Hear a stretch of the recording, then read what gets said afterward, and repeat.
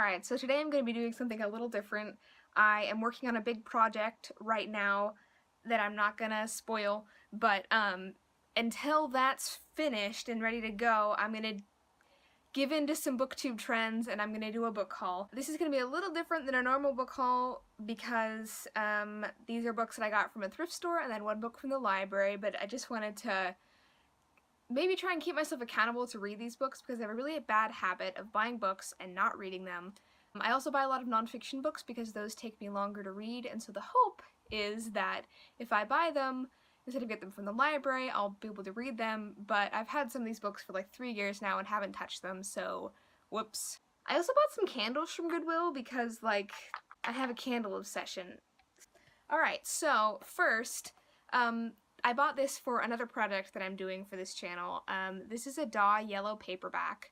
I discovered these at a library book sale a few months ago, and I was kind of instantly hooked because all of the cover art is really cool and weird and wacky, and they published hundreds of these, and a lot of them were the first prints of a lot of famous authors' novels like C.J. Sherry and Alan Dean Foster, Philip Jose Farmer, stuff like that. So I bought this because it's the first book in a series. I don't think I've heard of Lynn Carter.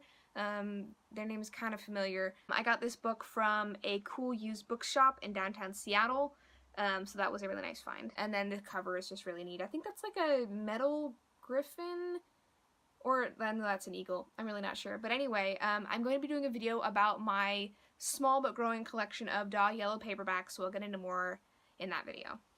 Next is the library book. This is The Crescent Stone by Mikalatos. Matt Mikalatos. I think he wrote an article on Tor.com, and that's why I was inclined to pick up his book. This came in at the library while I was in Iceland, and then I didn't pick it up in time, so I had to request it again, but my librarian was great and she helped me recover it, so it came back a little quicker. So the premise of this book is that the main character, Madeline, has a terminal lung disease, and she gets asked to come to a fantasy world and fight for its cause in return for saving her life. But as it turns out, she's been asked to fight on behalf of these elves, and they're not actually as pure and good-hearted as everyone thinks. And I think that they're fighting some orcs, and then she ends up joining the orc side, I imagine. I've gotten about 4 chapters into this already, just like sitting on my bed and reading it, and I'm already really excited. It's kind of like a YA portal fantasy. Next book is a Goodwill find. This is Rise of the Rocket Girls by Nathalia Holt.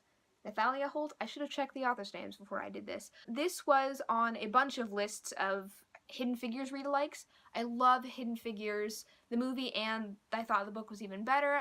Robin Miles read it, and I love Robin Miles as an audiobook narrator. So this focuses on the women at the JPL Jet Propulsion Lab in California during the space age. So I'm excited for that. I love books about women in STEM, even though I am not myself a STEM person, but I am really in big support of women who are, so I'm excited for this.